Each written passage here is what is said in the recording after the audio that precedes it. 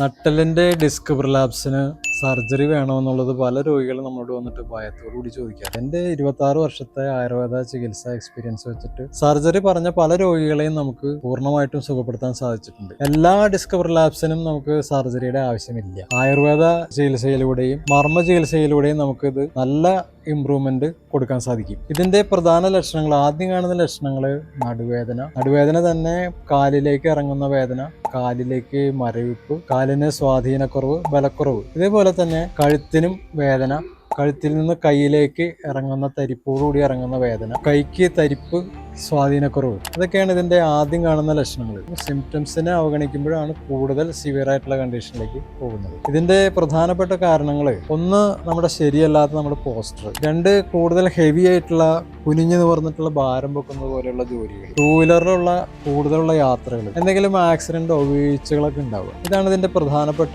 കാരണങ്ങൾ. നമുക്ക് ശരിയായിട്ടുള്ള ആയുർവേദ പരിശോധനകൾ, അതുപോലെ MRI സ്കാൻ പോലെയുള്ള പരിശോധനകളിൽ കൂടെ കൃത്യമായിട്ടുള്ള ഡയഗ്നോസിങ്ങിൽ എത്താൻ സാധിക്കും. അതുപോലെ തന്നെ ശാസ്ത്രീയമായിട്ടുള്ള ആയുർവേദ ചികിത്സകളിലൂടെയും മർമ്മ ചികിത്സകളിലൂടെയും ചികിത്സയ്ക്ക് ശേഷമുള്ള വ്യായാമം, വിശ്രമം, ഇതിലൂടെയും നമുക്ക് നല്ല ഇമ്പ്രൂവ്മെന്റ് ഈ രോഗിക്ക് കൊടുക്കാൻ സാധിക്കും. നട്ടലിന്റെ ഇതുപോലെയുള്ള രോഗങ്ങളുള്ളവർക്കും അതുപോലെ തന്നെ കൂടുതൽ നേരം ഇരുന്ന് ജോലി ചെയ്യുന്ന നിങ്ങളുടെ സുഹൃത്തുക്കൾക്കും ഈ വീഡിയോ ഇപ്പോൾ തന്നെ ഷെയർ ചെയ്ത് കൊടുക്കും.